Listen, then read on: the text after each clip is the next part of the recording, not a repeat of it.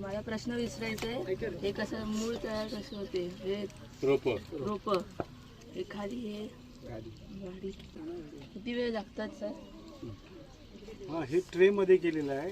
एक साधारण चाळलेली माती घ्यायची, ती चाळलेली माती ह्या ट्रेमध्ये भरून एक मशीन आहे आमच्याकडे, त्या मशीनने त्या ट्रेमध्ये ते टाकून झाल्यानंतर त्याच्यावर पाणी मारून 2 दिवस ते ट्रे एकावर एक ठेवतो आम्ही. त्याला कोंब आले का नंतर मग ते बाहेर ठेवायचे. हे आपले तरवे ज्या पद्धतीने होतं तसंच आहे, फक्त तरव्यामध्ये आपल्याला जो काही खंड्याचा जो त्रास आहे तो होऊ नये म्हणून हे आपण गाय तयार करतो गादी वाफेवरती.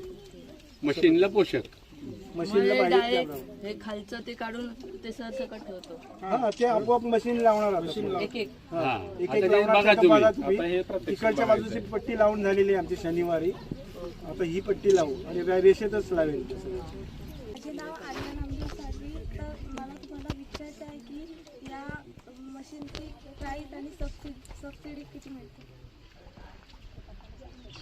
आता मगाशी मी सांगितलं ज्या मशीनचे 3,10,000 रुपये आहे, ते 4 रो लावतं ना, म्हणून असे 6 रोचे असेल तर किंमत जास्त आहे. सबसिडी इकडं 2 साहेब आहेत, साधारण किती 50% सबसिडी आहे. पण ती लॉटरी पद्धतीने आहे आणि आधी आपल्याला नोंदणी करायला लागते आणि तालुक्यात मशीन बघितले, पण या मशीनचा शोध कोणी झाला?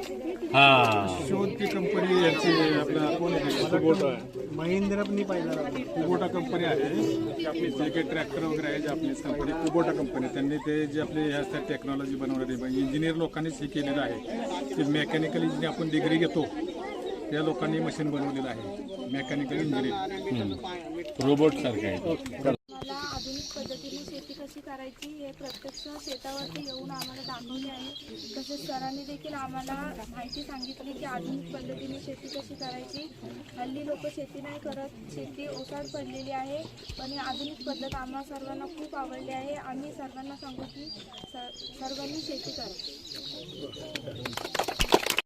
मी सर्व शेतकऱ्यांना सांगेन की आधुनिक पद्धतीने तुम्ही शेती करा, कारण की आधुनिक शेतीचे खूप फायदे आहेत.